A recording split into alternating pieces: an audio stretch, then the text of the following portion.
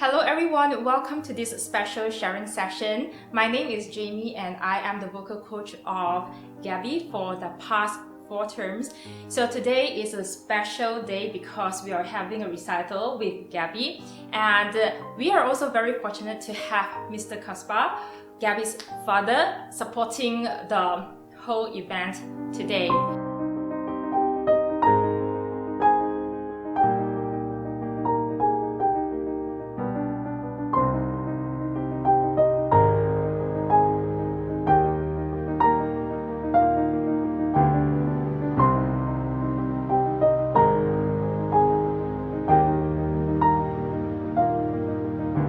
So this is the 4th term of 3 months vocal coaching, and your recital this term is called The Voice Goes Beyond, right?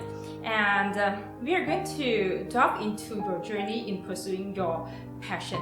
So can you tell us more about the journey that we go through this term? What are the challenges and what do you have to say about this term? I'm gonna be straight honest and say I did not bother to do my homework for a good 2 months. That was my challenge. I was always out and busy and I would forget, and then I would go into the class and I'd be dreading it every morning. I'd be like, oh God, I haven't done my homework yet. And I would go and I would stand there and Miss Jamie would look at my face and she'd take one look at my face and already know I hadn't done my homework because it's written all over my face. I can't lie. So I would go and stand there and Miss Jamie would just be like, and I would know I was in trouble because I would get a 20-minute lecture on why I had not done my homework. Special thanks to Charlotte and Ashley and Noah. These people have slept over, or I've slept over them, and had to rush at 9 a.m. in the morning to Miss Jamie's class just to sit there and listen to me get scolded for not doing my homework.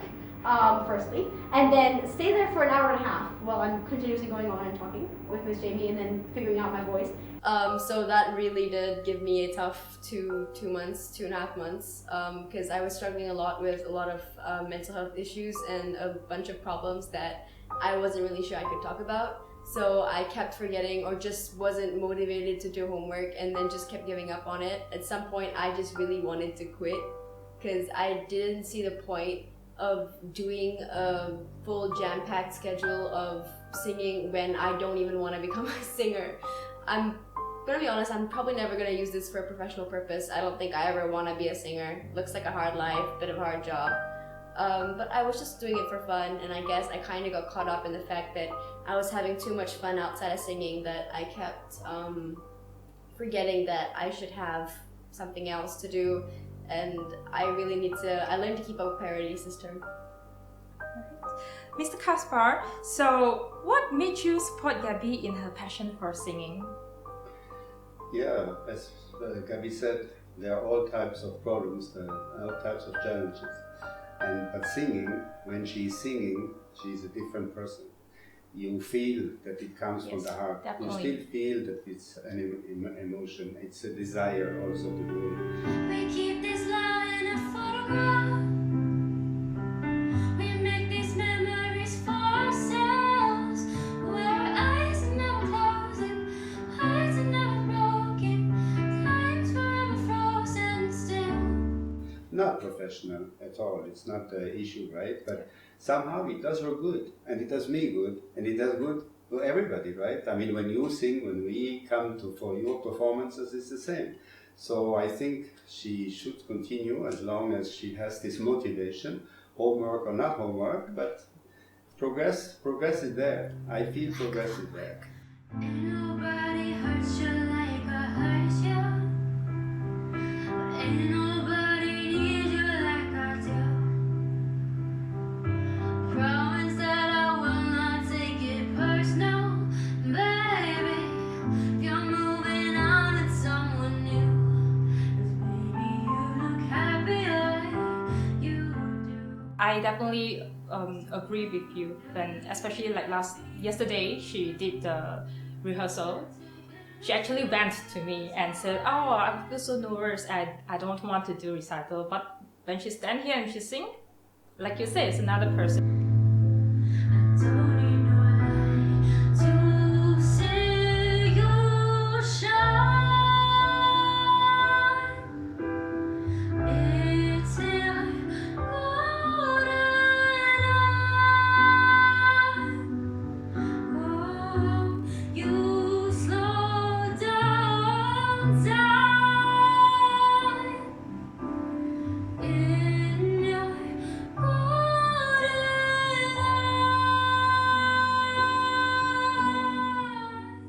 this is the one song that I have continuously started singing in the shower. He's heard very loudly.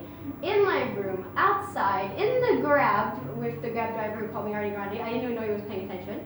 That was very scary. This one was in the car. I was there for that. And the Grab driver just goes, "You sound like Ariana Grande." And I forgot we were sitting in a Grab. And we jammed to 2 random songs all the way there with no radio. And he was just sitting there. He's like, "I didn't know you could sing." I was like, "I didn't know I could sing either." Okay, let's move on to the next question, Gabby. What changes have you noticed in yourself as a singer, okay, and performer after the vocal coaching? I genuinely have no idea. I'm gonna be straight out and say I don't really watch myself for the changes, because for me, like, every day is a constant change, whether it's singing or like doing something else. It's always a constant change. My behavior changes, and I don't really tend to observe myself closely too much, because if I do, then I'll try and control the way I'm changing things, because I have this thing where like I have to be in control of my own life, and if somebody tries to interfere with that, it gets me very agitated, quite nervous, and it makes me back into a corner. So I just try not to back myself into that corner. So when in singing, I just don't observe like the changes that are going on, because I don't want to back myself into a corner and either convince myself to stop singing or lose my voice over singing, because that can lead to like a huge mental breakdown and all kinds of stuff. But small changes that I have noticed are like my pitch is getting better, my rhythm's more beat on time. At least I know when to come in to start a song now. Earlier I was coming in about 8 bars late, and Miss Jamie would just be staring at my face like, "You missed the cue 8 bars ago." I feel like this course is really important to me because like I have a lot of problems with like organization and stuff, and this course affects the way that I perform in school, the way that I perform at home, the way that I perform with my friends outside, because not only does it teach me singing, it teaches me time management, organizational skills, and it teaches me, like, honestly, Miss Jamie is my singing coach and my therapist. So there's like she became my therapist when she became my singing coach, because for me music is all about like expressing your emotions, and I think that because I repressed them for so long, I didn't really have the opportunity to sing properly because of the way that I kept like everything inside. So, Ms. Kaspar, how do you think Gabby's vocal training has contributed to her overall personal growth? No, as Gabby just mentioned, teenage age, we know it's difficult, it's ups and downs and new things that happens in life. And this music, it's discipline. It is also discipline to have the right pitch, the right rhythm, the right entry, etc. All of this is contributing somehow to, yeah, I call it discipline. I'm Swiss, you know how it is. Discipline is something important. Okay, Gabby, so what were the most valuable lessons you learned during the 3-month vocal coaching course? That my butt needs a therapist. Sorry? That I need a therapist. You need a therapist? Elaborate a little bit on that.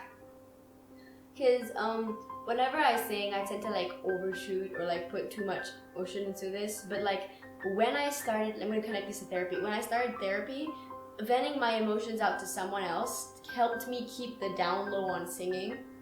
So it made sure that I wasn't over emotioning the song or like putting too much emotion into it, because everything is good in moderation, but when you do it a bit too much or a bit too little, then it becomes not quite as great. So I kept wondering why I was feeling miserably for like 2 months, trying to figure out why. I realized that these songs relate to me so much that I've been putting way too much emotion in there, and it makes it sound like my voice is forced. So now when I'm venting out to someone else, I have the ability to control the amount of emotions I put in my song, because before that, music was my therapy, singing was my therapy, and I needed it so much that I needed it to like survive in order to get through on a daily basis. But helping navigate like different parts of life, like singing has actually helped me navigate probably like my entire life, because when I feel sad I sing, I'm happy I sing, I'm agitated I sing in the shower. Like, if you're gonna laugh at me for that, sure, but like you cannot tell me that you guys haven't sung in the shower, because I'm pretty sure everyone has. But like it's a joyful moment for me, and I've realized that I've stopped sad singing, I've started happy singing. So I think the 3 months vocal coaching has really led to like improving all aspects of my life, not just my singing. Okay, thank you.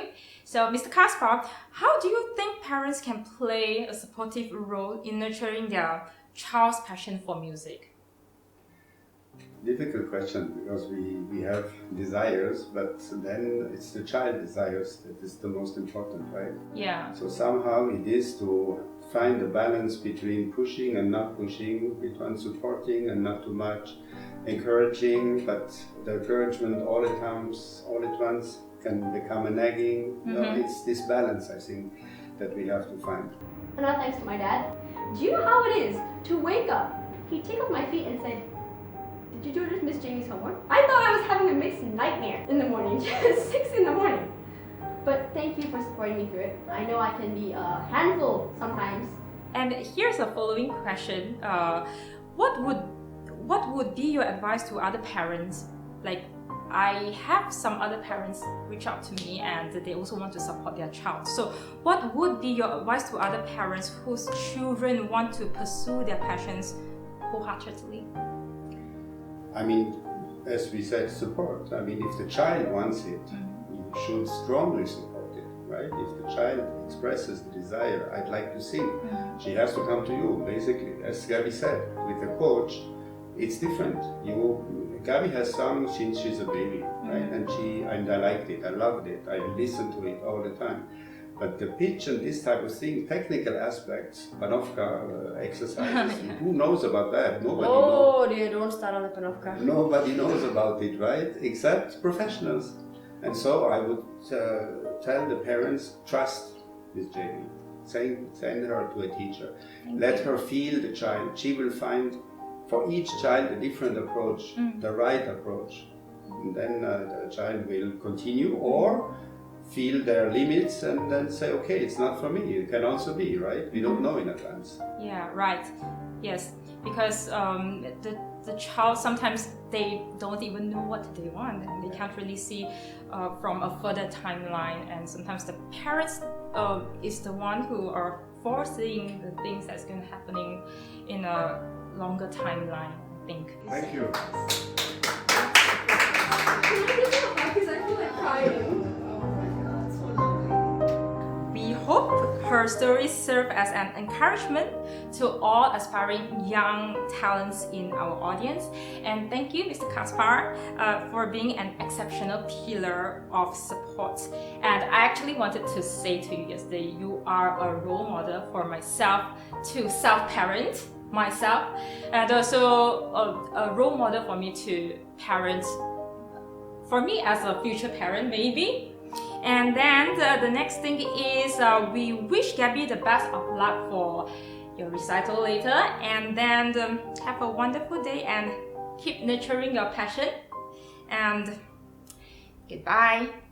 Thank you very much. Thank you.